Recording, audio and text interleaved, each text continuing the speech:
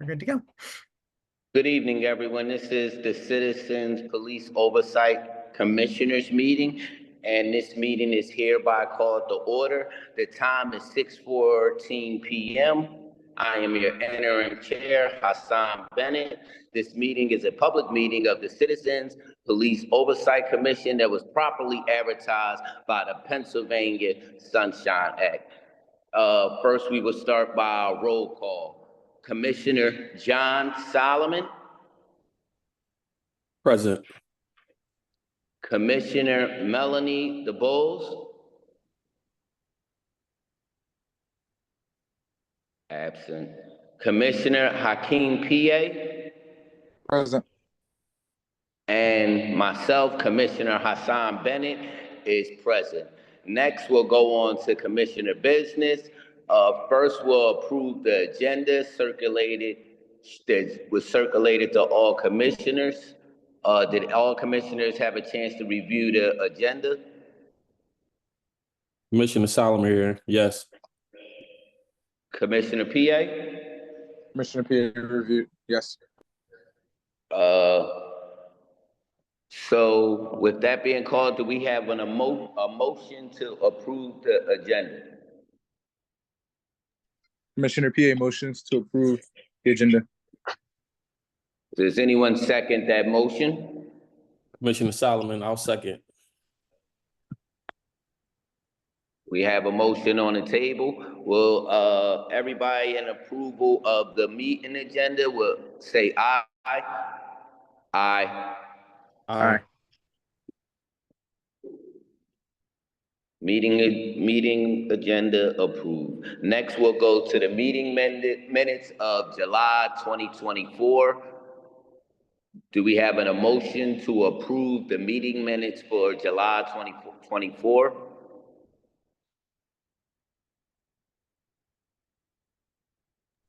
Motion to approve the meeting minutes from July 2024. Okay, do we have any, does anyone second those meeting minutes? Commissioner Solomon, I'll second. Commissioner Solomon, those second minute. Everyone in favor of approving the meeting minutes, say aye. Aye. Aye. Meeting minutes have been approved. Next on tonight's agenda will be the rescission of the commissioner bylaws. Tonight's Board of Commission will consider rescinding the bylaws which are currently in effect. In my opinion, the current bylaws, they do not accurately reflect the current work of the commission and as opposed to the PAC, which came before us. These bylaws were adopted prior to the hiring of a general counsel, Catherine Twigg, to provide us with legal advice and ensuring the compliance with applicable law. I want to assure everyone that the commission, if the commission passes this motion to rescind the current bylaws, we will prioritize proposing new bylaws as soon as possible or in the near future. All right, do we have any discussion on the bylaws or a motion?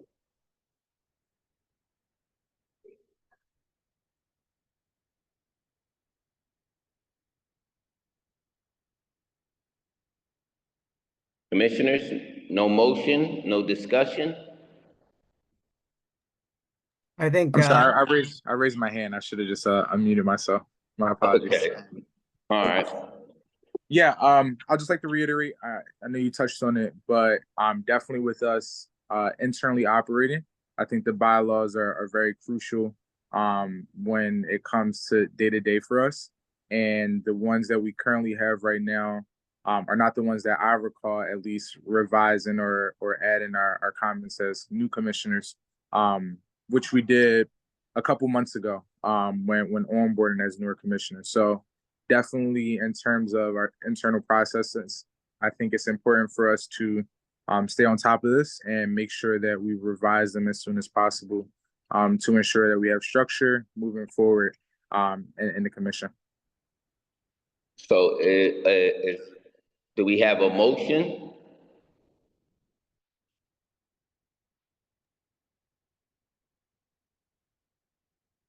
You're on mute. You're on mute, Commissioner PA. you hear me now? Yes. All right, sorry, my phone was doing all kinds of things. Yes, can someone help me with the proper language? Can I motion to,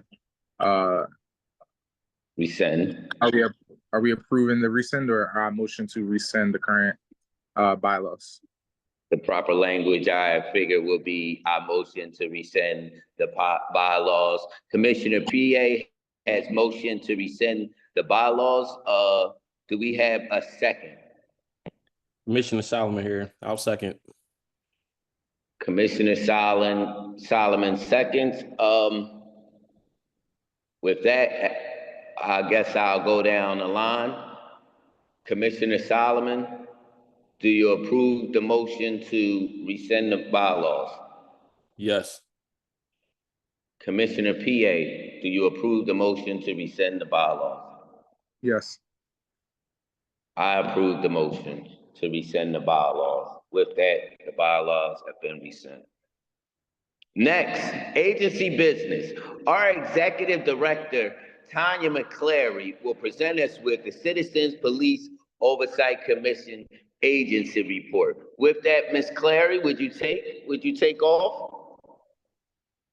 Awesome. Well, good evening, everyone. Tanya McClary, the Executive Director for CPOC, and I'm excited to let you know what the office has been up to. So if we can start the slide presentation, that would be wonderful.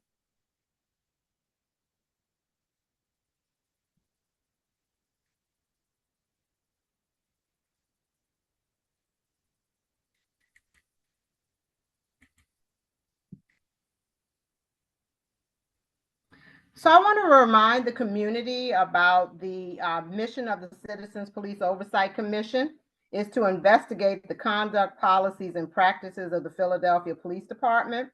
And currently, CPOC receives complaints of police misconduct, audits and monitors internal affairs investigations and police disciplinary processes, sits and votes on PBI panels at police discipline hearings, conducts oversight of police shooting, analyzes police data, develops policy recommendation report, and engages in outreach and training. Next slide. So for my executive director's report, I want to cover several topics. And the first that I wanted to cover with the commission as well as the community is about CPOC staffing. And so since May of 2024, CPOC has lost staff at all of its units except one, our administrative unit. And so, you know, I always like to talk about, you know, the one good thing about when you're a director, when you're the head, when people leave and go on and do big things, it's always a plus for you because I think it shows that you've helped set a foundation. And so one of our staff has left to go to law school. Another one has left for a phenomenal position in DC. Another one has left to be the chief of staff with the sheriff's department. And we have some other people that are moving to director positions, et cetera. And so it has given us, you know, this makes us feel proud that we're able to say that the staff of CPOC is very excellent and is well sought after. The departures have given me a chance to work with the directors of the different units to see if there's any staffing structures in the office that can be adjusted to meet the current needs of the agency and to help us fulfill the requirements of the legislation. One of the things I've been doing since I've started is to really sit through the legislation and look and see where there are places that we may need to beef up or to tone down, et cetera. And so it's always a lot easier when positions are empty to move things around. And so we will be looking to do that. As those changes are being proposed and are implemented, I will make sure that the commission is aware of the changes. Some of the potential changes in the office are the restructuring of the investigation unit. Our investigations unit director, Cato, and I have been talking about a different way to perhaps have the investigation unit function and be staffed. So we're discussing that. We're also discussing the development of a data unit. The legislation that had created CPOC has a very, very heavy focus on data. And so there's a chance that we may be actually able to start a data unit to look at those specific needs. And another thing that we are considering is restructuring the mediation program.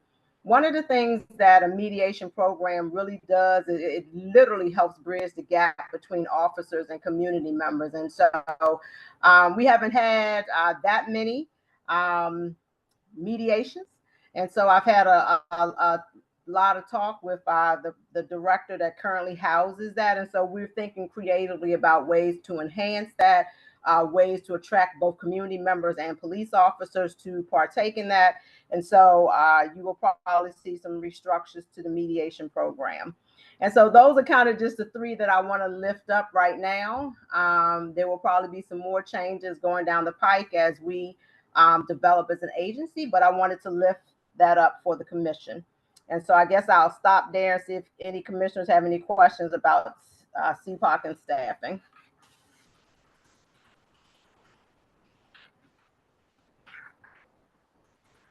All right, next slide. One second. Before we continue, I would like to inform everyone that Commissioner Elder Du Bois has joined the meeting as of 6:22 p.m. She's on the meeting by a phone call. Elder, can you announce yourself? Good evening, everyone. I'm sorry I'm late. I thought this meeting was at 7. All right. Has everyone heard? Can everyone hear Elder Melanie Du Bois? All right. Could you continue, Miss Executive Director McCleary? Alexa,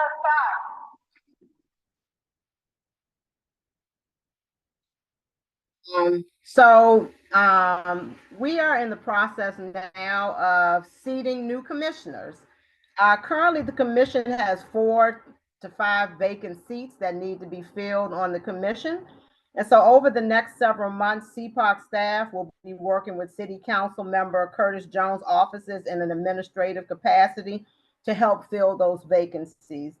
The call for applicants was sent out on August 2nd, and the application process will be open until August 23rd. And so we are really encouraging community members that if you feel called, if you feel like you have something that you can contribute to this commission, that we encourage you to apply. The application is available online, and there's also an option for people to be able to complete a paper copy of the application for submission. So we don't want technology to slow anything down, or people that don't have access to it. You can also get a paper copy of the application form and complete it that way. Currently, the application is available in English and in Spanish. We are going to work to translate it into at least one other language. So coming soon, hopefully by the end of this week or early next week, the application will also be in Mandarin. And so we also don't want language to be a barrier for people that may potentially want to apply to be a part of this commission. Next slide, please. In terms of the selection process, I always want to be clear that this is not a CPOC process. The selection process is really composed of council and the mayor's office. So there are 3 city council people that are appointees to this selection committee, and also 2 from the mayor's office. And the selection panel is made up of civic and community leaders. And so listed below are the 5 people that will be actually reviewing the applications, conducting the interviews for people to potentially serve on the CPOC commission. And so Anton Moore, he's the president and founder of Unity in the Community, and commissioner on the Advisory Commission of African American Affairs. He was a mayoral appointee. The other mayoral appointee is Stanley Crawford, who was the founder and CEO of the Black Male Community Council of Philadelphia. So those 2 were appointed by the mayor. The other 3 are appointed by council. Bilal Kayun, who is the president of the Father's Day Rally Committee. Christina Vega, who is a community and school coordinator and domestic violence advocate. And Carolyn Stack, who is the Director of Legislative Affairs for Councilmember Curtis Jones Jr. And so those will be the people that will be reviewing the applications, conducting the interviews, and eventually putting forward a slate In terms of timeline, things always affect the timeline, but the vision, I think, is to hopefully have at least a slate of candidates by sometime in October. And so we will keep the commission updated as well as the community in terms of the process. But once again, if you feel called to it, if you feel like you have something to contribute, you have until August 23rd to get your application in. And so let me stop there and see if any of our commissioners have any questions about this process.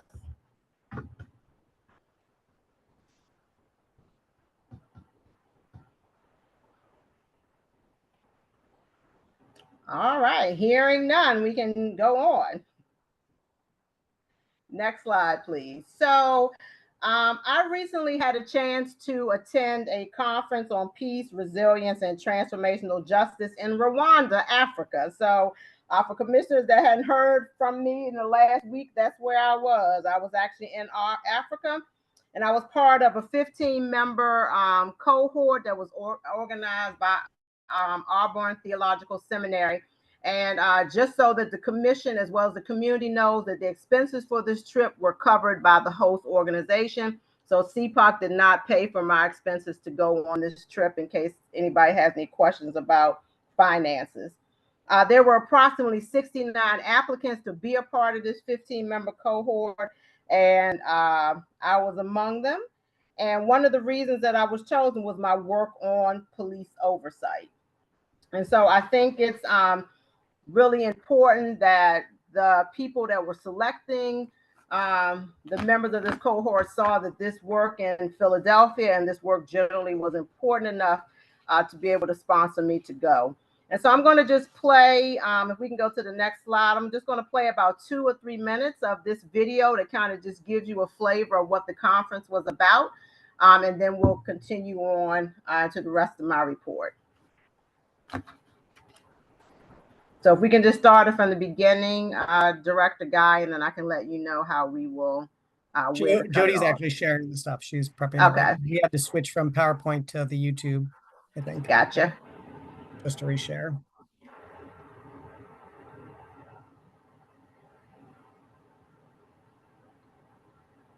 So if we can start it from the beginning, that would be great.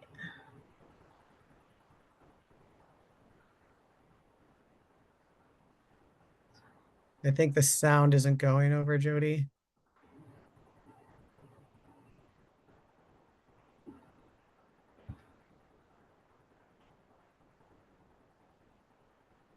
Might have to unshare and reshare and just make sure that the sound is prompt.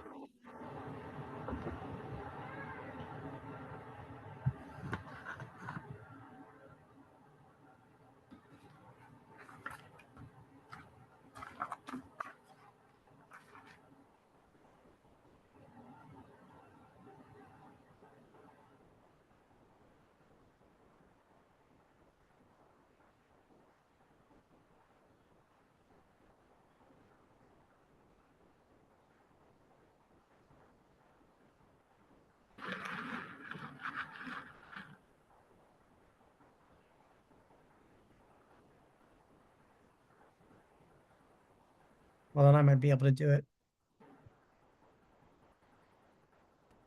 Can everyone see that video?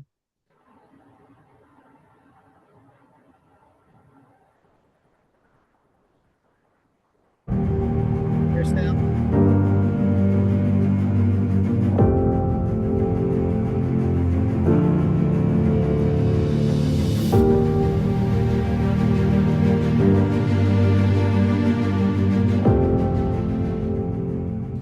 As we gather here to commemorate 30 years since the genocide against the Tutsi and sharing experiences about listening and leading, about peace and justice, we are always reminded of our shared responsibility to foster peace, resilience, and transformational justice. We begin by honoring the memory of the victims of the genocide against the Tutsi, a dark chapter in our history that claimed the lives of over 1 million people. The legacy of this atrocity continues to shape our collective conscience and our commitment to never again. It is through remembrance and education that we ensure such tragedies are not repeated. This conference serves as a platform for reflection, learning, and action. Peace is not merely absence of conflict. It is the presence of justice, equity, and respect for human dignity. Resilience is the capacity to recover, adapt, and thrive in the face of adversity. It is to know that yes, the challenges are there, but I, at the same time, am the one to get them over.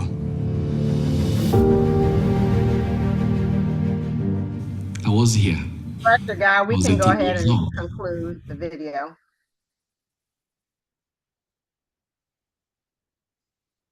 And so I will say that this was a very profound trip.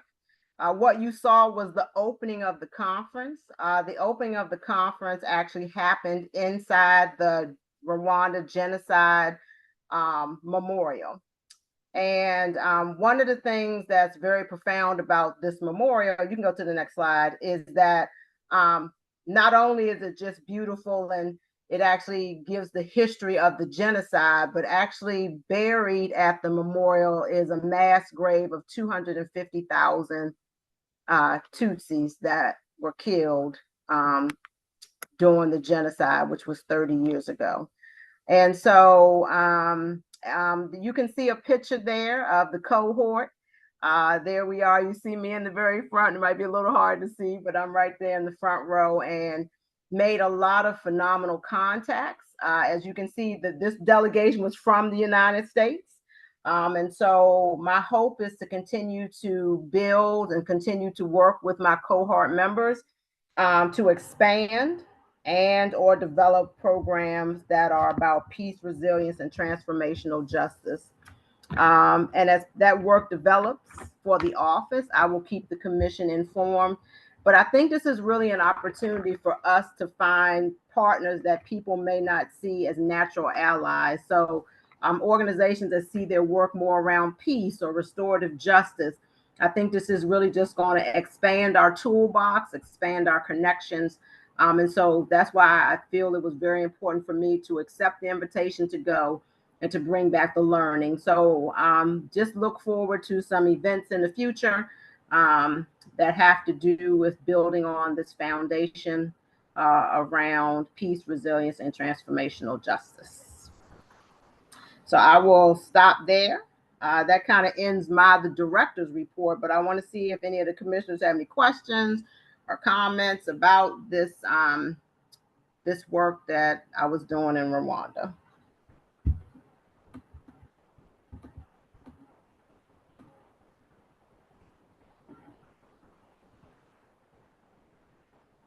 All right. Thank you.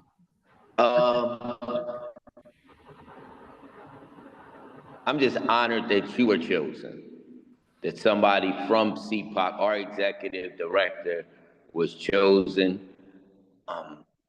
30 years. 30 years is a very, very long time. Due to time restraints, we weren't able to see the whole video, but I encourage everyone, the video is in the chat when you do have time. We'll check out the video as we will adopt portions of this or maybe the ideas of it moving forward. Thank you, I appreciate it.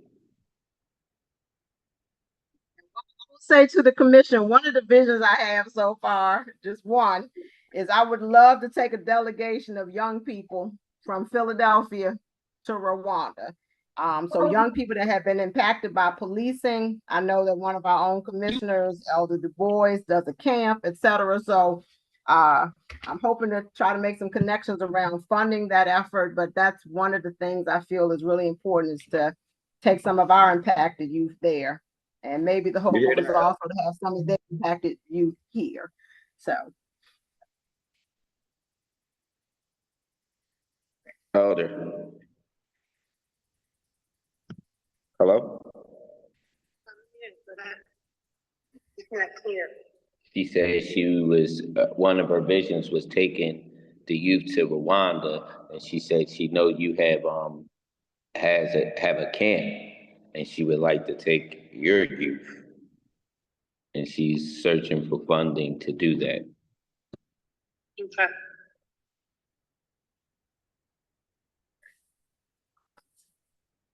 Any other comments or questions from the director's report for any of the commissioners?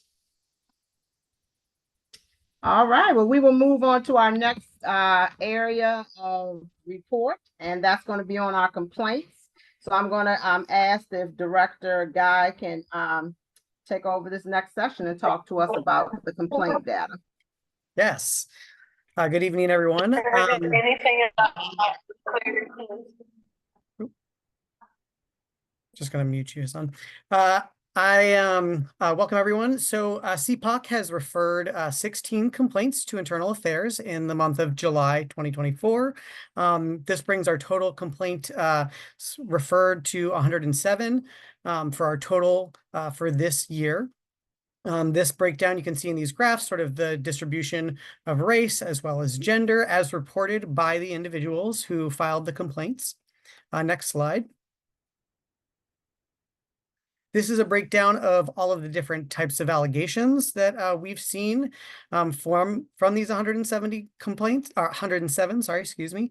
And just to let you know that, as it's noted on the slide, one complaint can have several allegations in it. So this is sort of a total of every allegation that was submitted and looked at based on what was reported to CPOC. Next slide.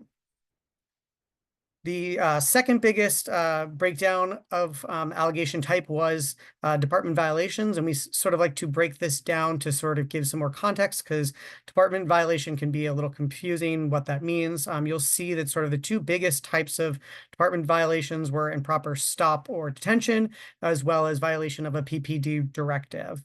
And that is of the 28.84% of total allegations that were departmental violations, this is the breakdown of that percentage. And again, a single complaint can have multiple allegations, and that also goes to departmental violations. So you could have two different types of department violations in a complaint. Next slide. This is the map of just where we've seen the complaints. The darkest red is where we've gotten between 7 to 9, and the lightest area is between 1 to 2. And anything that's sort of a little pale white is where we haven't received any complaints. And that's not to say that complaints have not happened there or submitted. These are just complaints received by CPOC and referred to Internal Affairs. Next slide. So as we started last month, a little tradition of trying to give some context and anonymized information of complaints that we're seeing, just to give the residents an idea of what types of complaints we're seeing. So I'll read a few of these. Complainant alleges that their brother was walking home with his friends when another group of kids robbed someone and stole a vehicle. The complainant alleged that PPD officers stopped their brother and his friends from the crime. The complainant alleged that her brother told the officers to check the video footage of a nearby restaurant where it had happened, but the complainant's brother and his friends were still arrested for a crime they didn't commit. Another one, the complainant believes that PPD improperly stopped them while they were driving and conducted an improper search. During the stop, PPD officers took the complainant's phone and wallet, put the items back in the vehicle, and did not allow the complainant to retrieve the phone or wallet before the vehicle was towed. The complainant stated that they were left with no phone, no money to contact anyone and get a ride home. Complainant also alleged that the vehicle was damaged during the towing process. Another one, a complainant stated that they called 911 because their mother's driveway was blocked by a neighbor's vehicle. A PPD officer responded, but the complainant later visited the 2nd District and there was no information, and the police had not created a report or a DC number for the incident. Next slide. Since spring of 2022, the complainant and their spouse have made numerous 911 calls about the loud, disruptive music played by both their neighbors and an unlicensed bodega. However, the complainant attests that it is very rare that PPD officers arrive to the scene after the 911 calls, and when they do, the officers just drive without stopping and don't ask the complainant's neighbors or the nearby bodega to turn down the music. Another complainant stated that people are selling drugs in front of their home and that unknown individuals have been riding motorbikes and scooters at night when they're trying to sleep. Complainant alleges that they reported these issues to the 15th district multiple times. Nothing has been done. The complainant also reported that when they called, an officer did not respond to the location during the most recent call, and the officer laughed at them and hung up the phone. Complainant reported they've been provided with no proper service and have been treated unprofessionally.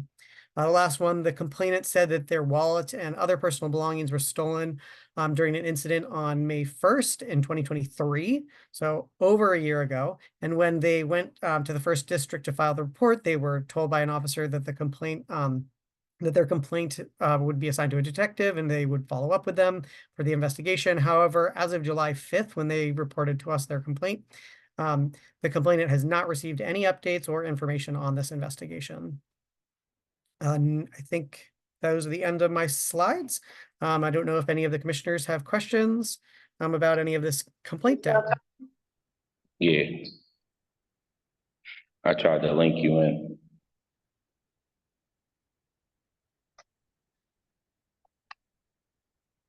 It went out again. I don't know what the heck going on. Did you have a question, Hassan, or did Commissioner DeBose have a question?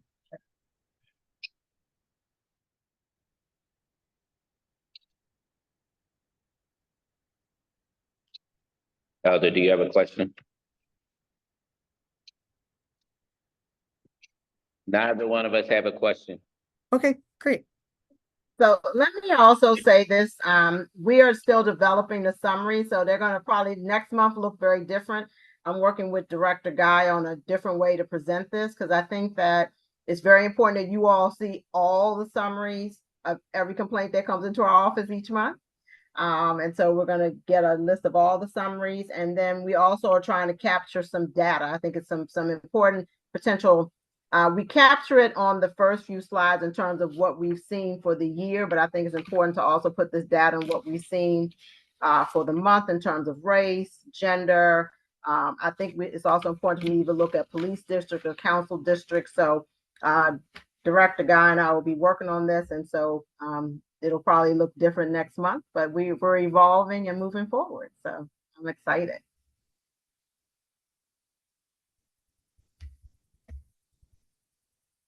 So any questions at all for Director Guy before we move to the next department? All right. Well, next up is our auditing and monitoring unit. And so I will turn that over to our director. Hi, everyone. So our unit is continuing to conduct our regular audits of complaints against police. Our audits are systematic reviews of these investigations that are done when individuals file complaints against police, and those complaints are investigated by Internal Affairs. We had our first auditing report released last month in July, and we had a great community town hall on July 23rd that presented that report. We talked a lot about the investigative process, how Internal Affairs works, and we revealed some of the findings from our first auditing report. So the recording for that meeting is on CPOC's YouTube channel. I see Danny just posted a link in the chat for anyone who wants to view it. The report's available on our website if you wanted to take a look at that, and there's some stuff on our social media about that as well. So it was a great conversation, and thanks to everyone who came out for that. You can go to the next slide, please. So we have a really big update to complaint auditing this month.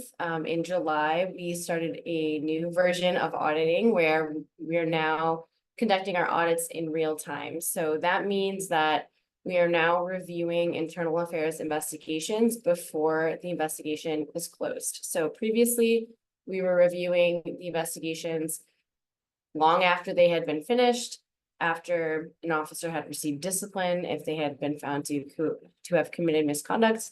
Now we are reviewing them before they have been reviewed by the top leadership at the department. So we're able to provide feedback and give criticisms to the investigator and call out any things that we think should be fixed, and make recommendations to them.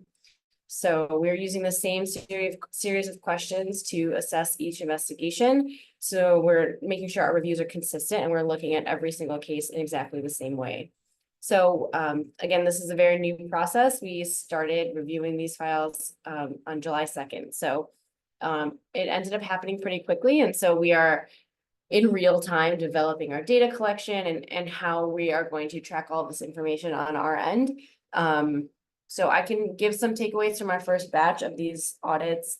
And I've put some of that in the slides that we're going to go through. I just want to highlight that this new version of auditing is unprecedented. CPOC and PAC previously didn't have this type of access to case files. So this is a really exciting new thing for us to be doing. We're able to impact these investigations while they are still open. We're working cooperatively with the department to receive these files and go through them. And then again, it's in development. So we'll continue to work on this as a process, get our workflows figured out, make sure everything is smooth, and we'll continue to provide updates as we go through this. So next slide, please. So again, we started receiving these files July 2nd.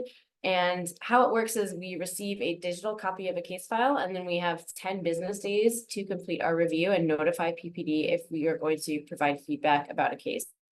So we send specific recommendations for each case at the case level back to internal affairs. So after reviewing a case file, for example, we may find that the investigator should interview all of the officers who were present during the incident or explain why officers were not interviewed. So if an officer is maybe out injured or left the department, or there's some reason they can't be interviewed, that should be clearly stated.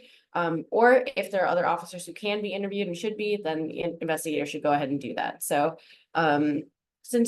between July 2nd and July 31st, we received 32 of these files, and we were able to review 20 of those before I created these slides. So we are continuing to do these reviews every day. So the number is just going to keep growing, but the data that I'll provide in the next few slides is about these first 20 cases that we were able to do. And in these reviews, we're able to look at all case file materials that are sent over by the department. So that includes interview memos, body worn camera footage, if applicable to the case. So we're reviewing whatever they're sending us. And so far it seems pretty complete.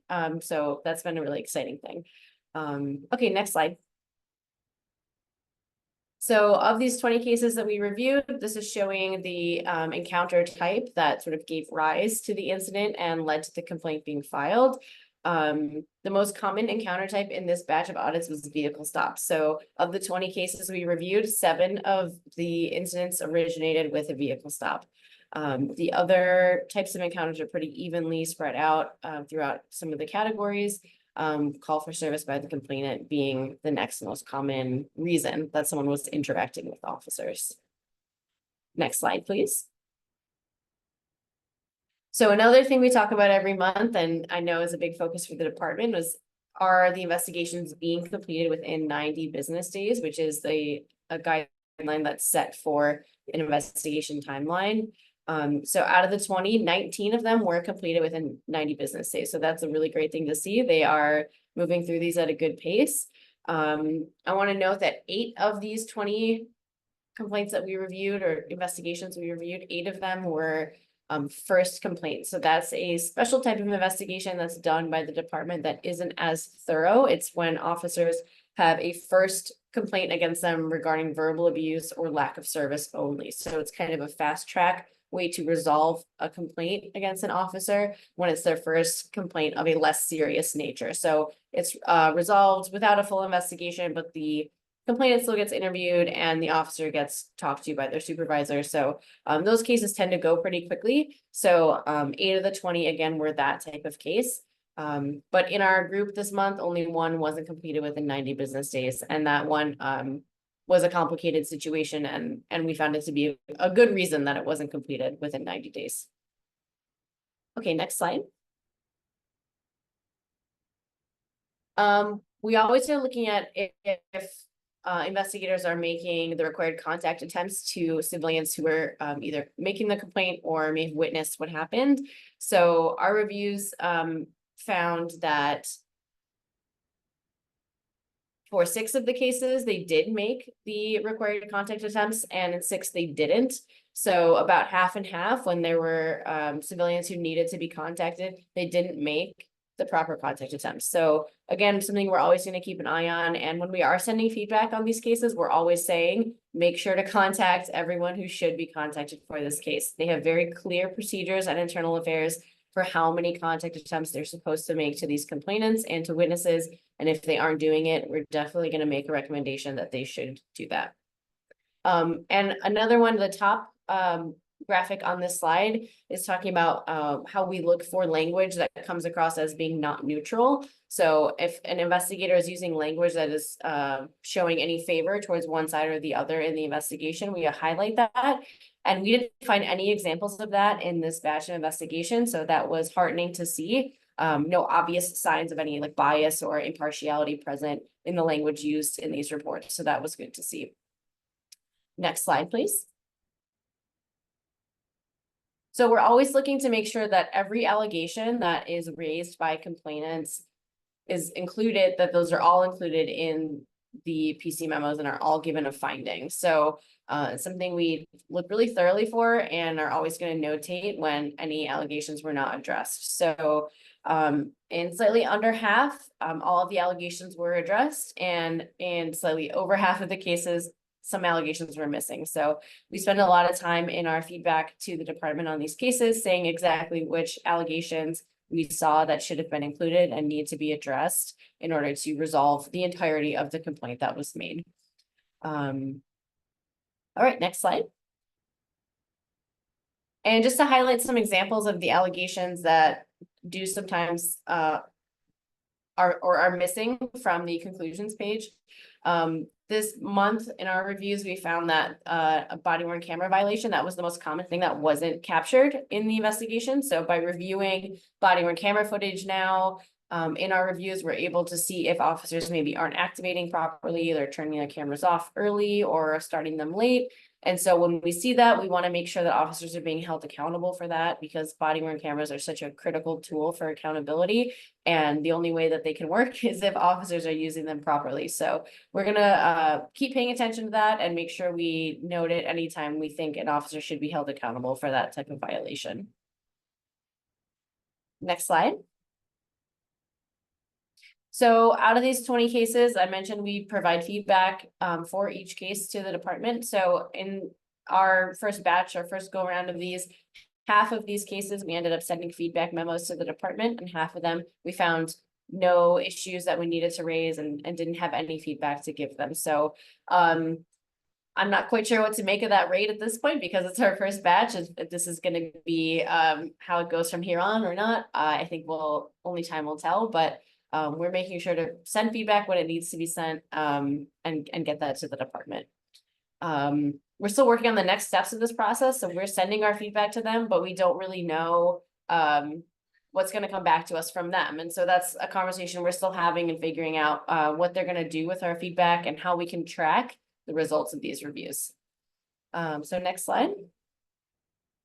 And this is kind of to wrap up. Our goals are to keep reporting on our work that we're doing with these reviews, collect data, and understand if our recommendations are impactful, and then use data to generate recommendations to internal affairs based on the trends that we see. So that all takes time to develop data collection and good reporting on that, but it's a priority, and we're going to keep working at it. And I think that's it for my slides.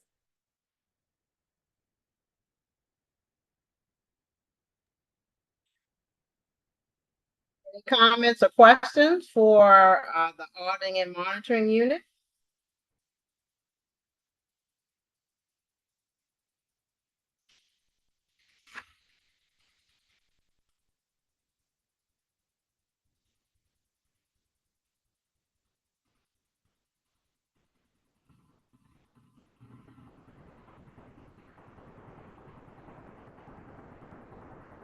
Any questions, comments?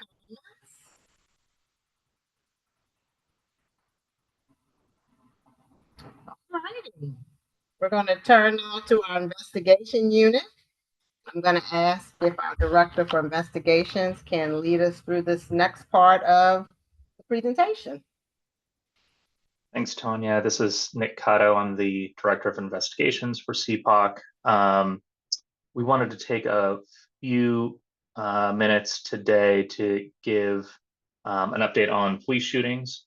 And this update will include sort of two buckets of police shootings. The first one will be pretty short because police shootings of people, and the second one will be sort of year-to-date review of police shootings of dogs and a plan that we have moving forward with some dog shootings. There were no police shootings of people in the month of July 2024, which keeps the year-to-date total of 9 police shootings.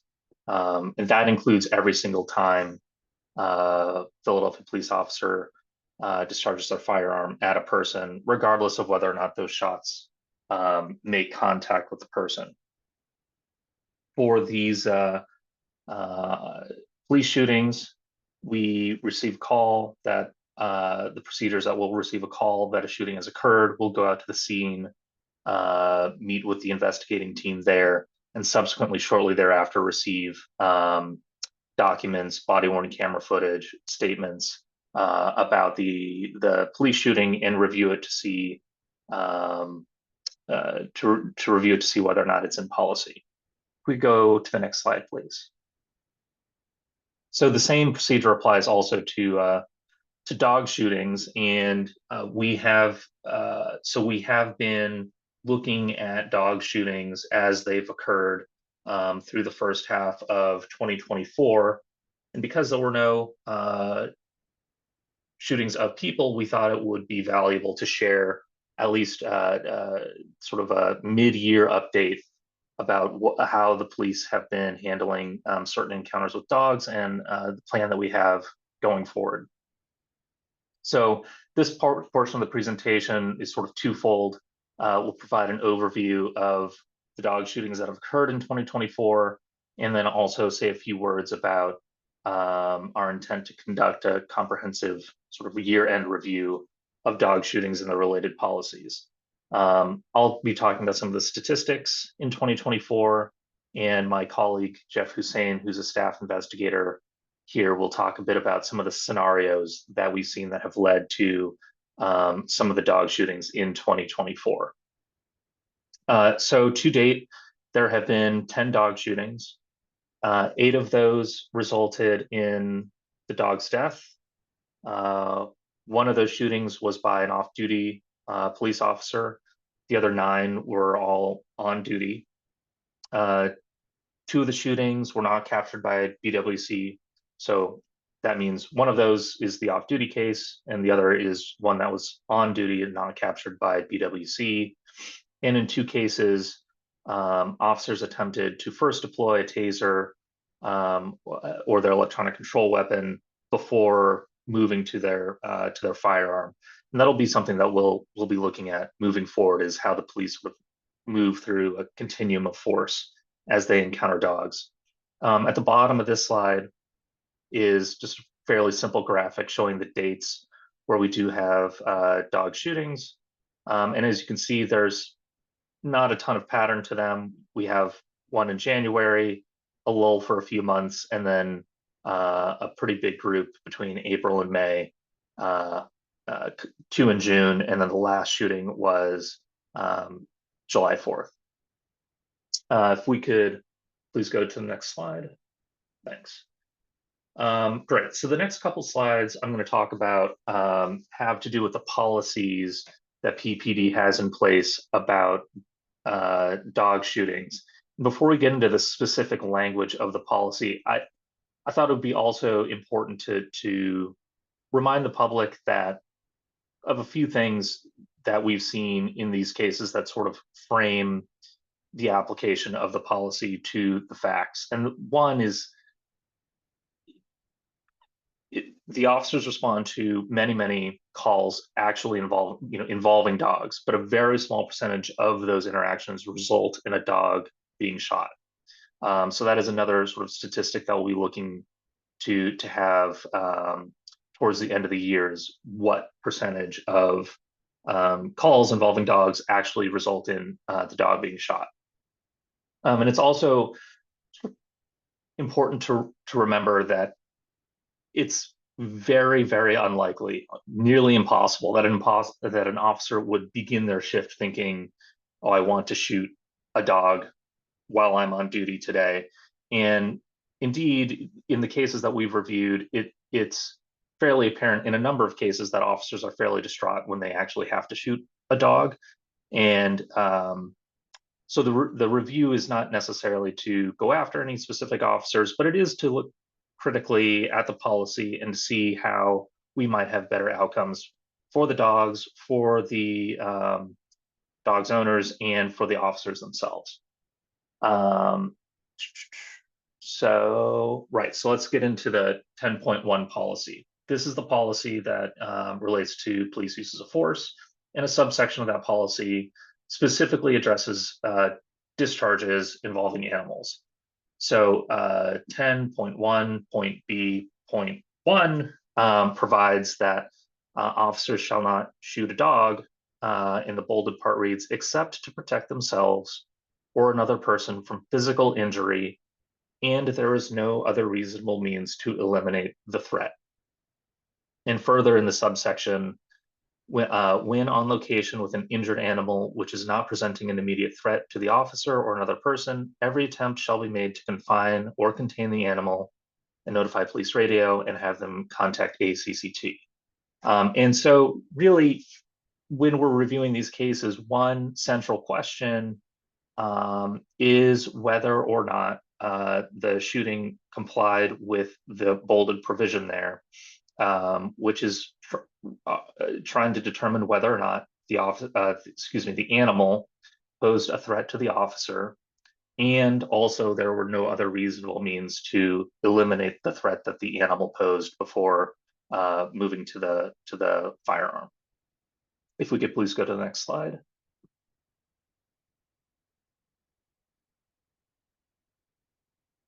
Thank you. And there's a companion policy in PPT Directive 3.2 that has slightly different language, so I wanted to highlight that as well. These are procedures relating to vicious animals, and the definition of vicious animals in the policy also does include dogs, so it should apply. And it provides that any police officer observing a vicious animal that presents an imminent threat, safety or health hazard to the community will ensure that the animal is ensnared, removed, and transported to ACCT. And so one question that we'll have as we do these reviews and provide more information in the future is how 3.2 relates to 10.1, because 10.1 has certain provisions about taking every reasonable means to avoid shooting the animal, and this has language that says will ensure that the animal is ensnared, removed, and transported. And then 3.26 also provides that the deliberate shooting of an animal is considered a deadly use of force and justified only under the guidelines and provisions outlined in 10.1. And so we'll see, one of the goals is to break these policies down, have a review of them, and see how they apply to the dog shootings to date and the dog shootings that may occur in the future. So what we're going to do is I'm going to hand the virtual mic over to Jeff, who will talk a bit about more narrative, what we've been seeing in the types of cases that have led to police shooting animals in 2024, and some of the issues that we've seen aside from the unfortunate fact that the dog has been shot. So Jeff, I'll let you take it away. Thank you, Nick. Good evening, everyone. If we could go to the next slide, can get into some of the breakdowns here. So as Nick said previously, there were 10 dog shootings year to date. And I'm just going to break down some of the reasons that police officers were called to the scene or on a given scene.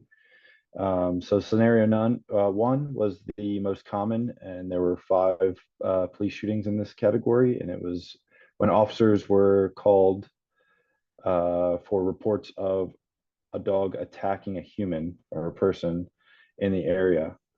The second one was when there was 3 different shootings of dogs while they were attacking other animals or other dogs. As far as I know, this year it was dogs and dogs. Sometimes in previous years there have been other animals involved, but so far the 3 shootings were dogs versus dogs. And the third scenario that we saw was a dog shooting while officers were serving a warrant. So they were at a given property inside a home, trying to clear the property, and encountered a dog that was charging at the officers. And then the final scenario there that Nick had mentioned a little bit was the off-duty police shooting.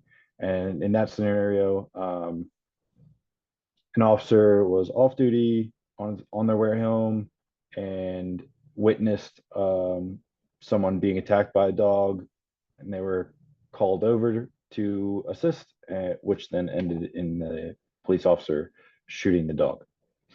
We can go to the next slide. So some of the things that we're evaluating and some of the issues that have popped up in this last year and have been some public safety issues, including officers making sure that the backdrop area of the direction that they're firing is clear.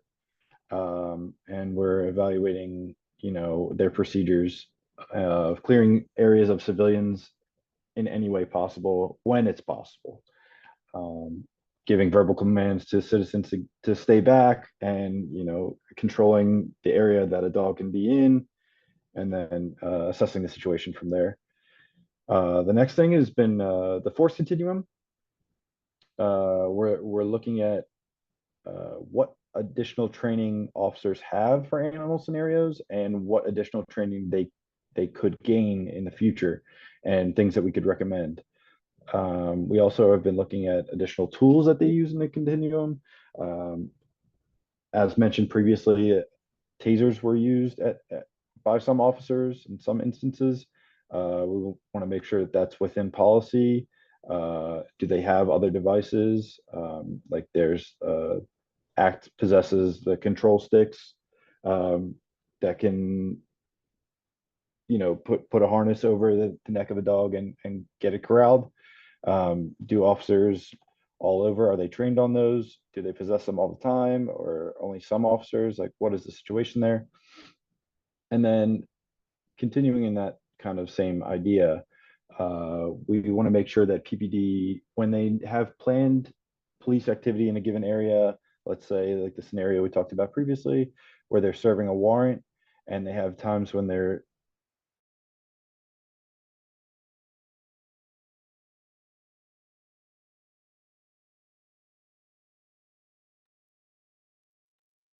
Looks like Jeff's internet might have frozen. Yeah, I think he might have froze out. I'm here. Oh, there you go. There you All right. Not sure where we left off there, but just during planned police activity, when they're serving warrants, or things that it's very imminent that they could be encountering animals while they're at a given scene. We just want to ensure that they have the proper tactics and equipment prepared, so that they can assess the situations properly, and so they're not just going right to their duty weapons unless they really need to. I think we can go to the next slide, Nick. I think that's yeah, that was it. Yeah, those are the end of the slides. Thanks, Jeff. Yeah. So we're collecting all this information and continue to do these analyses that is going to drive both a sort of investigation function as we continue to look at these cases, continue to review body worn, continue to review reports and apply the policies. But as you can already tell, well, this also involves some policy questions and some training questions as well. So we're looking forward to working with other units in the office to bring some information, whatever form that takes in the future, that provides some statistical analyses and also perhaps some recommendations or issues that we're spotting about what is happening to year to date. Because one thing I sort of forgot to mention in the beginning in terms of statistics is the number 10 of dog shootings in the first half of 2024 is a significant upward tick in the rate of animal shootings in Philadelphia. I think the last reliable statistic that I saw was from 2018. And in that year, I believe there were something like 16, 17, 18. And so if we continue at the same clip in 2024, we'll be well above those numbers. So if there is a way that we could make recommendations to A, get that number down, B, improve public safety and officer safety, and C, simply avoid having to kill a beloved family companion, that those are all laudable goals that we're working towards, and look forward to having something at the end of the year, maybe the beginning of 2025. So that's our presentation on dog shootings. I'd love to open it up to the commissioners to see if they have any questions. I see Hassan's hand is raised. I do have a question.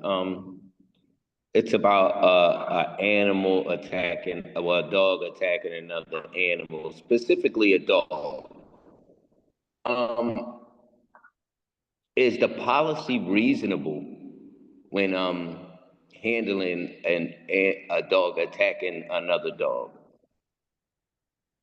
When it says, like, if it's a vicious attack, I think time is crucial. Is the policy reasonable for officers to withhold shooting when it's a crucial incident, or does it allow them discretion? I just wanted clarity on that. Yeah, if we could, Jody, I don't know if we can click back to 10.1 as we do that. I mean, Sherry, you sort of raise a very important point that we keyed on early, which is I think the quote unquote, most straightforward application of the policy would be a dog attacking a human, right? And an officer needs to do something fairly quickly. And it becomes much more complicated. And as you can see, 10.1 doesn't provide specific guidance about what happens when it's not a dog attacking a human, it's a dog attacking another dog. And you could certainly imagine a number of scenarios where that is happening, and there are people in the background within feet of a dogfight. And the question is what would be a reasonable use of force there, to either shoot a dog, essentially put a dog down, and whether or not, and I think one of the key questions is whether or not that dog who's fighting other dog poses a risk to the officer or other people. But the larger point too is this policy is silent about all these scenarios, right? And so one question that we'll have moving forward, it might not be how does this policy apply in any given scenario. The question might turn into, is there a way to revise the policy to provide better guidance to officers so they can make decisions that do balance the risk, right? The risk of discharging their firearm at a small moving, angry object against needing to do something in the moment. These are all things that are very much top of mind. I have a follow-up question, if it's okay with the rest of the commission. Working amongst CPOC or with you guys in CPOC, I've learned that many times units work together. So who would determine the policy of recommendation? Would it be the investigation unit, or would it be the policy unit, or would you guys just work together to create a new policy, if that be the measure that you decide to take? Yeah, I mean, One thing that we're certainly committed to is working very closely together within the units, especially if it's an issue like this that really does ask for sort of cross-pollination of ideas, right? An investigative team and perhaps a policy team, or I know some folks in the auditing team were very closely involved with a report issued by PAC in 2019 on dog issues. So there is some institutional knowledge in the agency on this issue, and I'm happy to tell you there's no pride in authorship for me. So if it comes from us, it'll come from us. If it comes from another agency, you know, we're looking forward to being involved as much as we can. And in terms of what that actually looks like I think that will be a function of everything that we see at, you know, by the end of the year, what sort of cases we're looking at. It could involve a recommendation as to the actual policy. It could involve resources, right? Like Jeff was mentioning that there could be instances where an officer wants to do something, but isn't equipped with the tools to do anything but reach for the gun, right? And so it's not a policy issue, it's a resource issue. Or maybe the officer doesn't quite understand when a dog poses an actual threat versus is all bark and no bite. And that might be a training issue and not a resource issue and not a policy issue. So these are all things that I could see that there could be a menu of things that we could recommend depending on how the cases shake out. But yeah, very much looking forward to working with the other units to drive something productive towards the end of the year. I'll wait to see if any other commissioners have any questions before I go on, because I think this will lead into the next segment of Ms. McClary. Okay, no other commissioner has questions? Delighted. My next question was, how would we get this out to the dog owners? And I don't think that's more of a question for you. I think that would be a question for our outreach, right? Because to garner some feedback or awareness on this topic, we have quite a few people on here, but I'm unsure if the pet owners are here regarding this issue, so.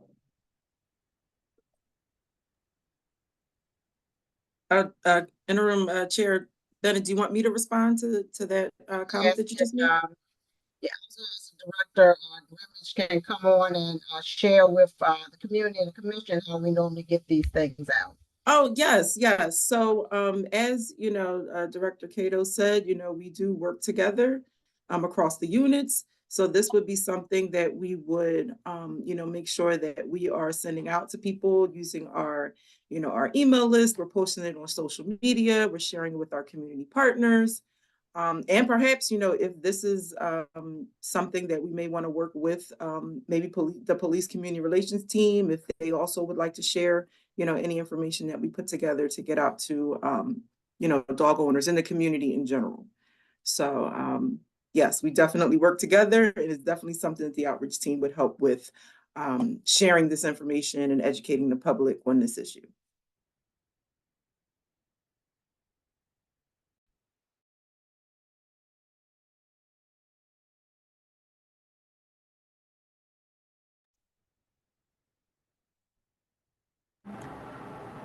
Are there any more questions from any of our commissioners about anything that has been presented from the investigations team?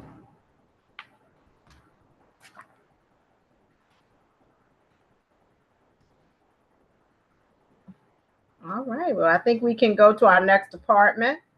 Our next department that we're going to hear from is the policy unit. So we can go to the next slide. And I'm going to ask if the director for policy can present the next section. Hi, I'm Anastasia McCarthy. I am the director for the policy unit. I just wanted to highlight a couple projects that we're working on for you. So in July, the policy unit continued to work on all open projects, but we've selected these two to talk about today. One of the things that CPOC does is conduct use of force reviews involving the discharge of firearms. So internally, we have a data collection system that we've updated. So I'm going to give you a little bit of background on what use of force is and how we collect the data and information from these cases. So for background, when a member of the police department is involved in a shooting, the department's officer-involved shooting investigation unit conducts a criminal investigation to determine if the involved officer violated any laws that warrant the DA's office to pursue criminal charges. Also, the PPD Internal Affairs also conducts an administrative investigation to determine if the actions were within department policy. Once those are completed, the use of force review board convenes. The use of force review board is comprised of members from the police department, mostly deputy commissioners from the police department, along with CPOC's executive director. So use of force reviews get sent, use of force completed cases get sent to our office from IAD approximately once a month. Sometimes there's a little longer of the period between us receiving the cases, but the files that we get include a completed investigation by IAD along with the officer-involved shooting investigation unit. That package will contain photos, videos, and witness statements, and any other pertinent case documents. So usually the policy team works with the investigations unit to kind of divvy up the cases, and then we will conduct a thorough review of the incidents, read through both the OISI and the IAD investigations. We also review department directives. We examine all the evidence that the department provided. We will follow up with the department if we're missing any documents or statements, just so that we can get the complete picture. So we also review the entirety of police action to determine if not only whether the shooting was in or out of policy, but also to determine if any administrative violations occurred. We'll also prepare a written memorandum to brief the executive director prior to her attending the use of force review board meeting. So I do have, if we can drop in the chat, the actual directive that discusses the use of force review board for your reference. When that meeting convenes, the board will review the incident, watch any related videos, and then take a vote on whether the officer acted in or out of department policy. The board will also make recommendations to the police commissioner about the incident, and it could be sent to disciplinary charging. The officer, one of the recommendations could be the officer needs additional training, or for the department to conduct a review of PPD policy and methods. So I think we can go to the next slide. Okay, so internally, while we're conducting these reviews, CPOC implemented a new data collection instrument to log all of the UFRB cases that we receive. Internally, staff will complete 3 surveys to collect data on each case.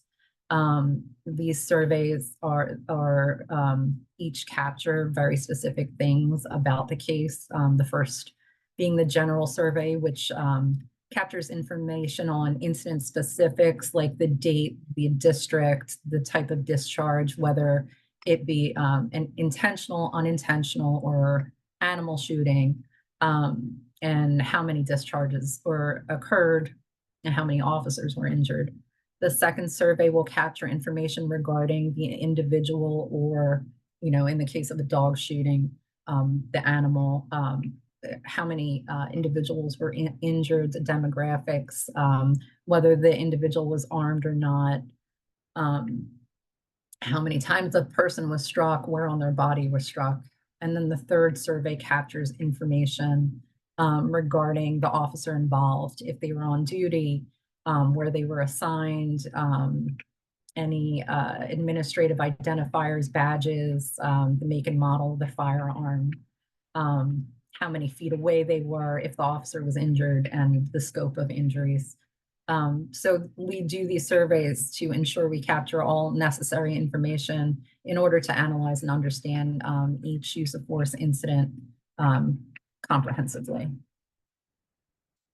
So we warehouse that information, and we will be in our database, and we will be, reporting, and including this information in the annual report, and also using the information, to bolster recommendations and anything that involves the use of force.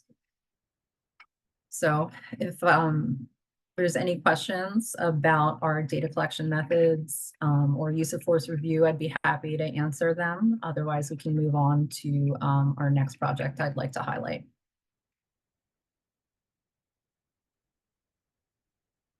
Okay, I think we can move to the next slide. So the policy unit is collaborating with the outreach. Director McCarthy, I wanted to say something about the use of force data. Oh, I'm sorry. Absolutely. For the commissioners, I think that, and for the community, it's really important to understand why it's important to have CPOC in the room for these discussions, because a lot of times we are able to kind of step back and take the bird's eye view, right? The 180-degree view of these incidents. And it's really important in these situations to Monday morning quarterback. We're able to step back. The policy units are able to look at things and policies that need to be changed, and also things around training and other things. So it's really important that we're in these rooms. It's really important that the data that Director McCarthy is gathering is presented, because you will be surprised the number of times when you can be very siloed and very focused that you miss the forest for the trees. And so we're able to help ensure that the community is safe because of these policies, but that also officers are safe. I often say sometimes when I look at some policies, like if I can't understand it, as a person with a law degree, right? And we're looking at people and trying to make split-second decisions about things. We have to make sure that officers understand what the policies are, understand how it impacts community. And so I just really want to just underscore the important work that Director McCarthy is doing in this area, and how it really impacts you all as the community. Thank you. So the next project I'd like to highlight that we're working on is a collaborative project with the outreach unit. We are working to distribute a language access survey to better understand experiences and user experiences in the current state of language interpretation services for individuals interacting with the police department. So language barriers can significantly impact the effectiveness of police interactions, and by understanding the needs and experiences of the community, we are hoping to improve services. The information that we are obtaining through this survey may be used to inform policy recommendations or highlight areas for training and collaboration, and provide information into what, if any, barriers to service exist. So CPOC is developing and translating information packets. I think we can move to the next slide. We're developing and translating information packets for distribution to community organizations. The packets are going to include, an overview of CPOC, the purpose of the survey, and include our contact information. Our questions are are going to cover primary language, gauge comfort in interacting and or calling for police assistance, and just documenting experiences with language services that occurred during that police interaction. I think we can move to the next slide. The target audience for the survey is 9 non-English primary speakers, and it will be available in multiple languages. CPOC's going to distribute the survey to community partners, and staff will then be able to assist in administrating the survey. The survey has been translated into multiple languages. We are making sure that everything is confidential, everything that is shared with us. And it's relatively brief, about 10 to 15 minutes survey.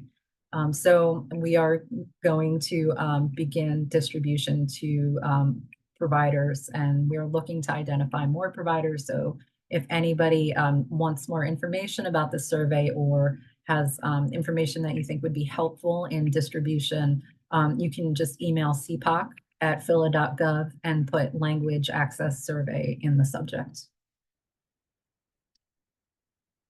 So that's all I have. If you have any questions on that.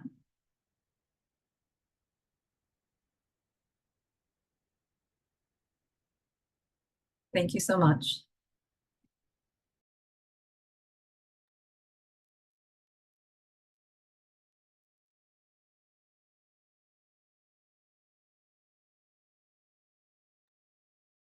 Okay. Good evening. Good Tuesday evening, everyone. My name is Talia Grimmage, and I am the Director of Outreach and Constituent Services. I have the esteemed privilege of leading the team of superstars that you see here, some of who are actually out this evening at National Night Out.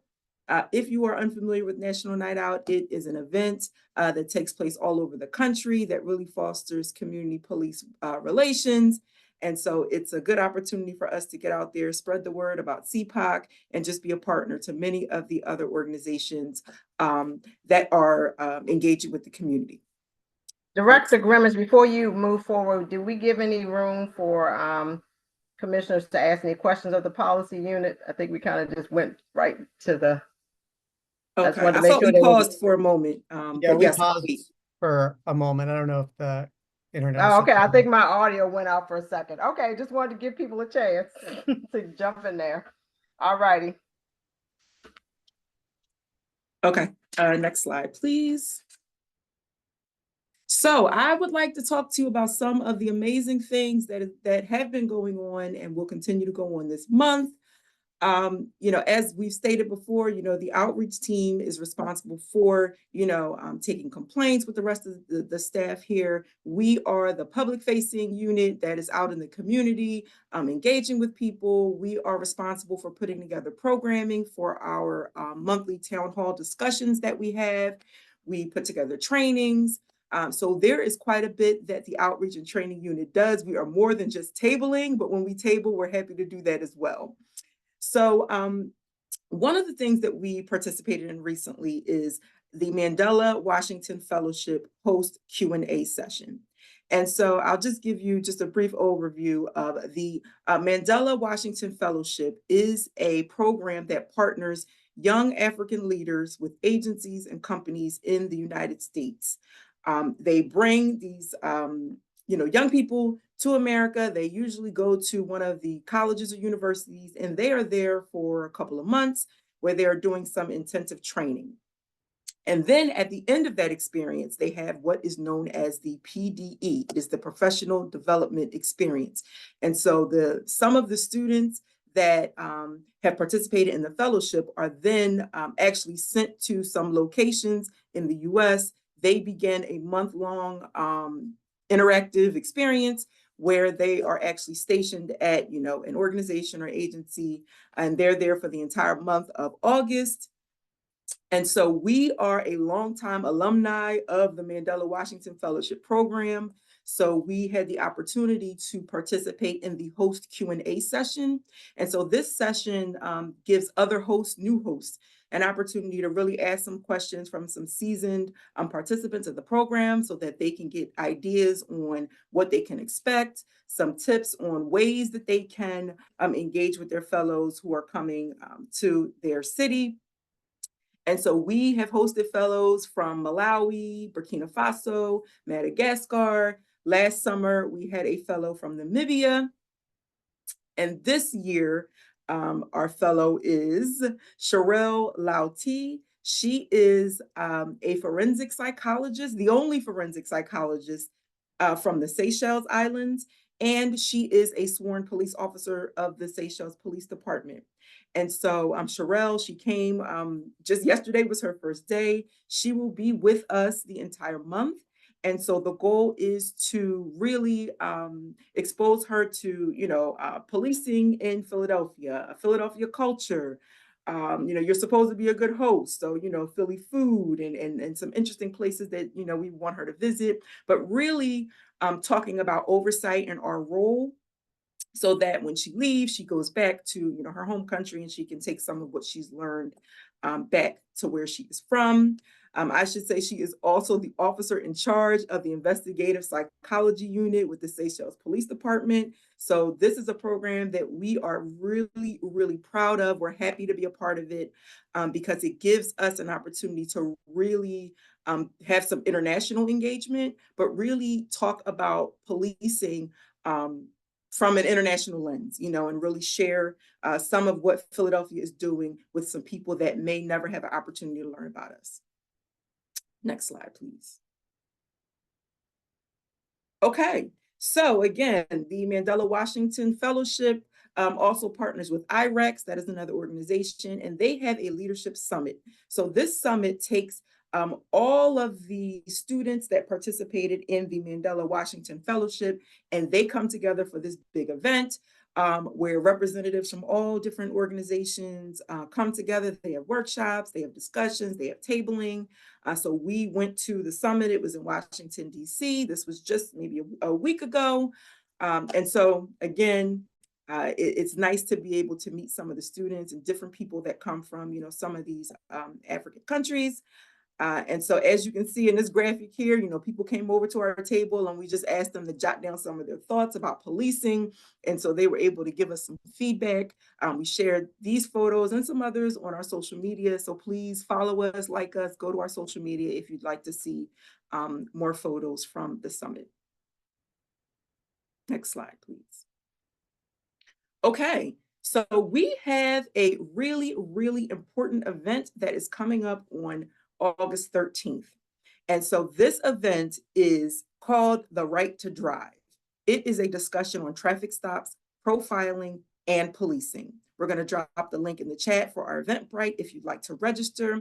And so this event is one that we are really excited about. I'm telling you, if you missed it, you're going to be upset that you missed it. You're going to hear about it later. So please register to join us. We will be joined by Councilmember Isaiah Thomas, who was very instrumental in the driving equality legislation.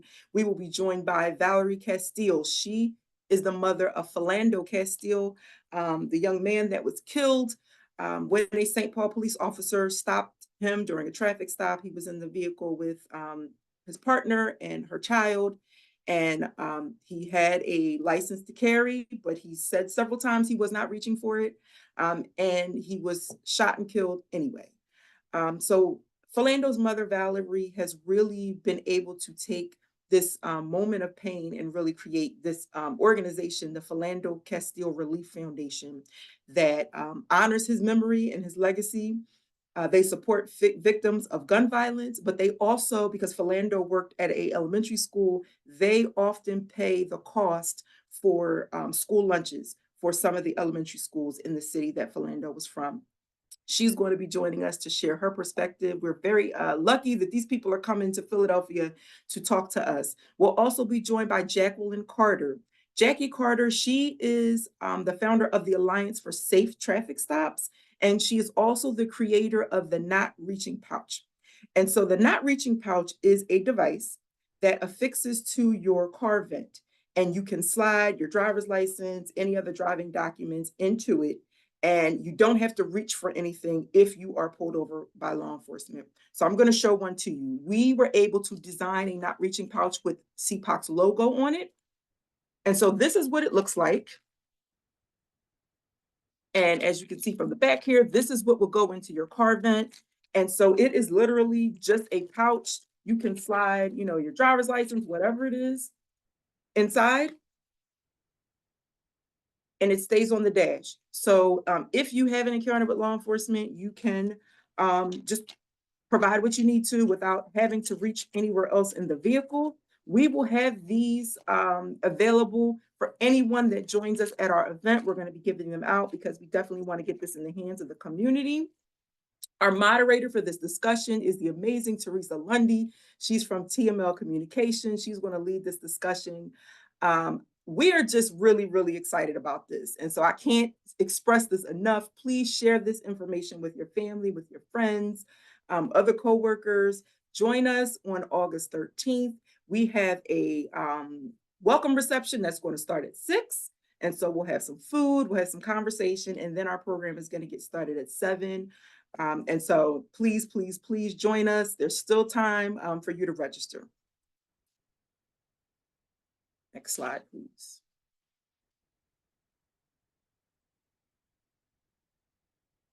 Okay, so the outreach team, we gave a webinar to the NACOL membership. NACOL is the National Association for the Civilian Oversight of Law Enforcement.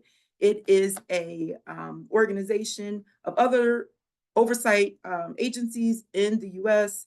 And it's not just police oversight. Some people that are members of NACOL do prison oversight or oversight of you know, other types of law enforcement entities. And so we hosted a webinar that was on strengthening stakeholder relationships. And so this presentation really aimed to educate and empower NACOL members and other oversight professionals to utilize and leverage some of the pre-existing connections and credible messengers already existing in the community. This presentation, it encouraged the creation of meaningful community engagement opportunities that include topics and subjects that go beyond the scope of policing. And so one of the things that we really are proud of at CPOC is the fact that we engage with the community, even if the topic has nothing to do with policing. And so some people may say, you know, when you do some of these things, when you have movie nights or when you have, you know, conversations with community members and the topic isn't policing, what does that have to do with policing? Well, the answer is nothing, but the answer is also everything, because a lot of these issues and concerns that the community faces, they are jointly connected. And so when you begin to meet people where they are, when you begin to acknowledge some of the other issues and concerns the community has, that maybe go outside the scope of your agency's mission, but you understand they're still affected by it, you can really prove yourself to be a community partner, you know. So that's something that we enjoy doing. And so we hosted a webinar just to talk to some other oversight agencies on ways that they can begin to do the same thing. You don't have to reinvent the wheel. Sometimes you have stakeholders and messengers in the community that are already doing the work. And so if you can utilize some of them, that is a great thing. Next slide, please. Okay, so if you are interested in where you can see us next, as I stated already, tonight we're at the Guild House Community Party for National Night Out. We are going to be at the 24th District. They're having a block party and community event on the 8th. On the 9th, this Friday, we are going to be giving our oversight lecture to the new recruit class at the Police Academy. On August 13th, I already mentioned, is our Right to Drive event that I'm sure, and I hope everybody's registering for it right now. Of course, on the 23rd, that is the deadline to apply to be one of our new commissioners. We can drop the link again if people want to go and fill out an application. And of course, September 3rd is our next commissioner's public meeting. And then stay tuned for an event September 17th. That is going to be a town hall in honor of Hispanic Heritage Month. But the outreach team is always busy. So please stay tuned. And that's all I have for this evening.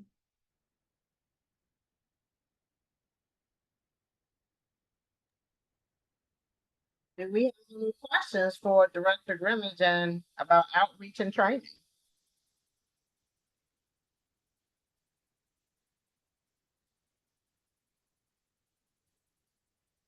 Okay, well, I'm available. If anyone thinks of anything that they want to ask later on, please let me know.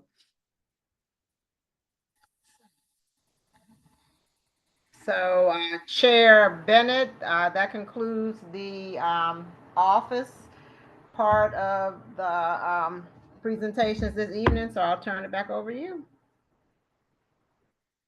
I'm sorry. One of the things I did want to say was that for the commissioners, look forward to seeing some other new things on the agenda. One of the things I think is really important is for training. And so I will be working with Chair to talk about bringing some trainings during these meetings. And so training around various issues and oversight that you as a commission will be grappling with and that the community needs to understand. So next month, we're going to be talking to you all about data. Why is it important that we're gathering all this data? And so I'm looking very forward to bringing that presentation to you all to talk about the importance of that. I think we know it, but sometimes it's always good to have a reminder, and it's always good to think about it in this context. So looking forward to talking to you all next month and providing some information on data.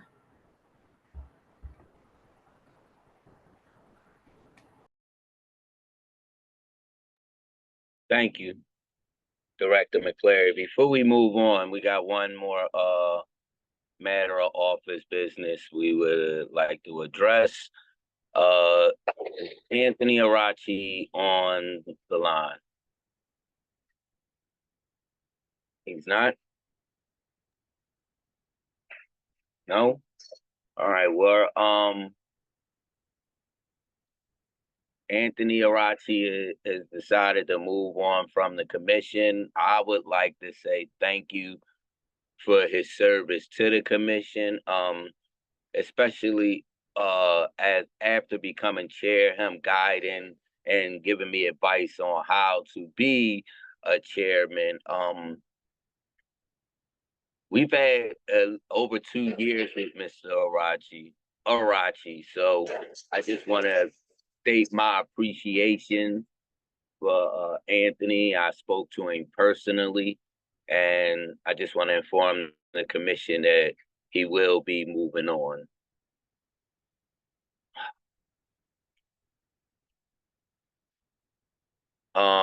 Next is community colloquy.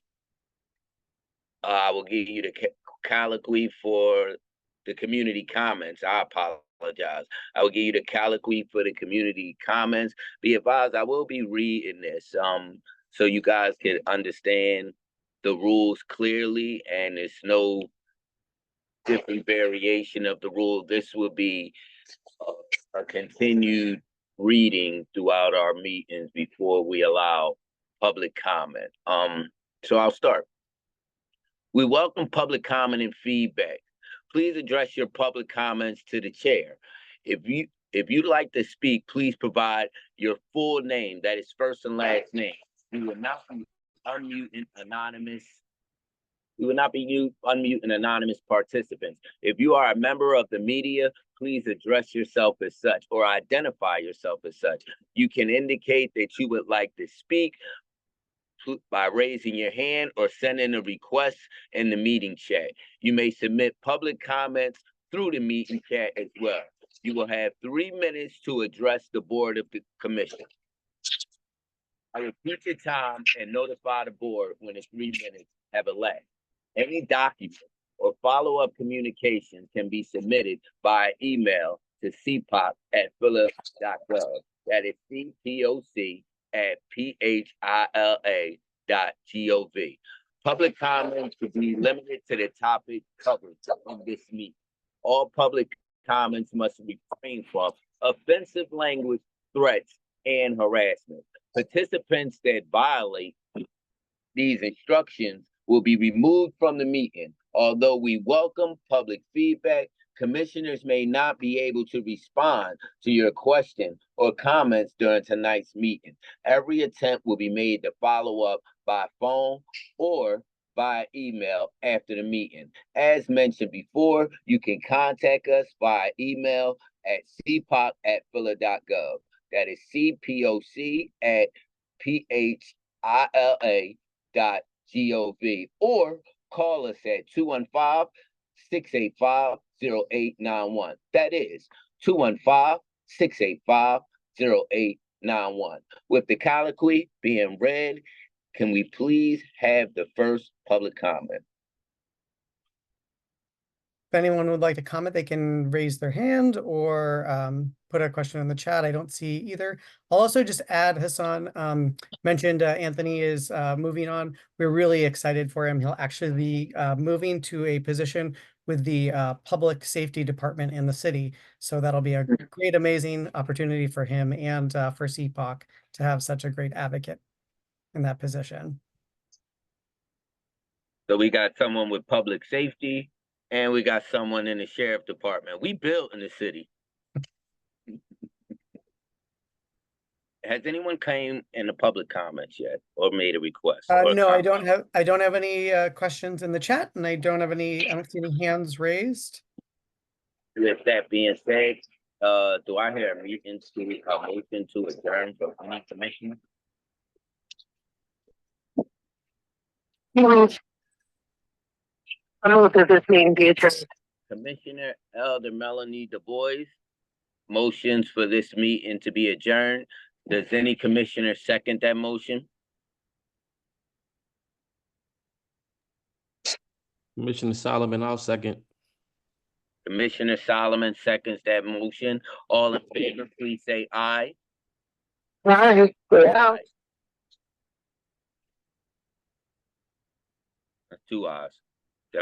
Can I hear 2 more ayes? Aye. Yep, the meeting is adjourned. With that motion passes, this meeting is adjourned at 7:55 p.m. This meeting is adjourned. Good night, everyone. Good night, everyone. Good night. Thank Thank you, everyone. In the chat, you'll also find a link to sign up for our mailing list if you're not already on it. Thank you for joining us.